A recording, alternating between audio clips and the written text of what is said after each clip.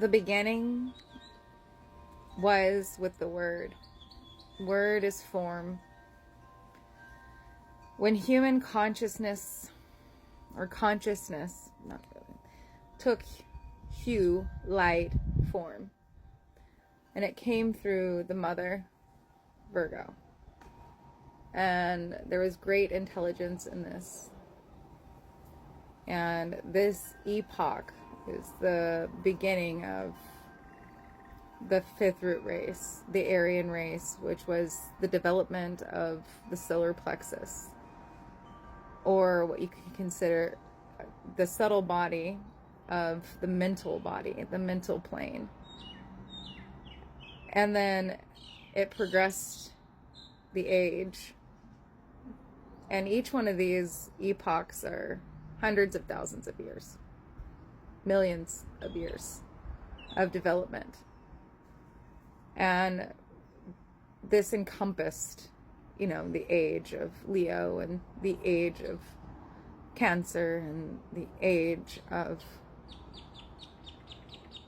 Gemini, and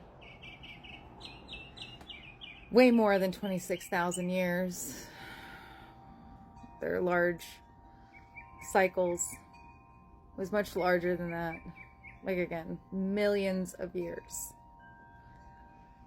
And that's where we see the Sphinx and being the woman and a lion, her child, the heart, playful, creative expression, divinity. And then along came the sixth root race, the Tartarian, which is like obviously the end of all of the fifth root races, sub-root races, and the development of the mental plane, our solar plexus, our independent I. And that sixth root race was the development of the sacral center, creativity, vitality, the fire of creation, romance, relationships, the development of the astral body of the collective, the emotional body of the collective. And we see great works within that. We see plasma has always been harnessed in all of the ages of all of the root races. Plasma was harnessed. It was harnessed. That's nothing new, and that's not new to just the Tartarians. That's where we get these myths of, or stories of the Star Wars. It's because we built craft utilizing the electromagnetism of the earth. And we flew around, not to get into outer space, but to get from place to place. And then those tools were used for war and conflict. But the thing with the sixth root race was they had the activation of the ajna and the sacral center, divine creation. And we can see the fall of this through artificial creation and cloning.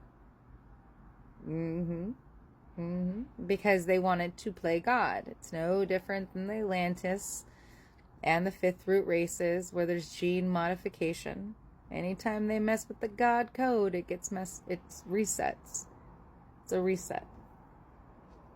Just like we're seeing now with the jabs and the graphite to create their own lesion, which is what the Greys are.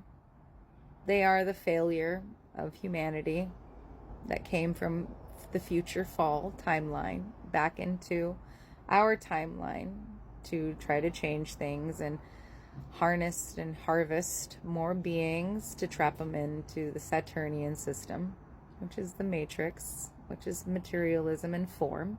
But we're at the end of time, which is how we know we're the seventh root race.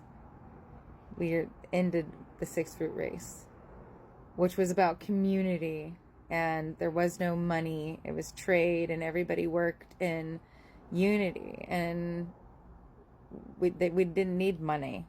Everything was there. Trees, fruit, food, all of it was there, and we worked as a unified people until it fell, till greed came in. But that was towards the end. And the seventh root race is the establishment of spirit in the physical, spirit fully descending into the physical body. And we see the end of Pisces, which is the opposite to Virgo, the mother. And it's form returning, because Virgo is form, and Pisces is formlessness. It's spirit. And so the seventh root race is spirit fully descending into the physical vessel and mutating, alchemizing, and transfiguring the form, which is our Merkaba. Our heart is not really a center, it's a toroidal field. It's a matrix of magnetism, okay, and attraction. So we magnetize and then we express it outward. So it's a in and out. It's a pump in and a push out energy. And when we go through the transfiguration process as a seventh root race to become the plasma-born being, or spirit fully descended, ether fully descended into the physical form, it changes our toroidal field, which you see in the plane, or the earth plane itself, going through all of these major shifts, cracking and eruptions and changing of the morphogenetic field. We can see that the morphogenetic field is shifting as well due to the expansion of of self-awareness within the collective body that is the expression of the divine. Anyways, this Merkaba, your Merkaba, goes from being a dodecahedron based on those platonic solids into being a stellated dodecahedron, and your toroidal field becomes more expansive and has more angles of influence and radiance, more light. And we are connecting and we have grounded in and pushed out all of the fear within the root chakra, because that's the seventh root race. The root. We are the root. We are grounded in spirit. And we have moved through the fears and limitations of the form. We have faced multiple dark nights of the soul to become not afraid of death, because we know that death is not real. It's a transcendence into another plane. Unless you haven't become aware of that. There you go. We transcend into a formless expression. But those that are here to be the seventh root race, the all, the totality, the finality of the human experience, which is to assist the planetary being into becoming its highest self expression, which would be Gaia, right? We're in her lower expression of Earth, but Gaia is her higher expression. And ascending into that semi-etheric plane, that's our purpose as a seventh root race, is to ground spirit fully into the physical. Whoop, whoop. Is to ground spirit fully into the physical and to transcend that Merkaba, your radiance, your light, into its fullness. And so this is, again, your Merkaba is your vehicle, the vehicle of light, and that's what moves us through time and space, and where we become formless. And that's what the end of times is, of linearity, of form. When we move into the formless as semi-etheric beings, when we experience acidic flowering within our genome, and we become orbs of light.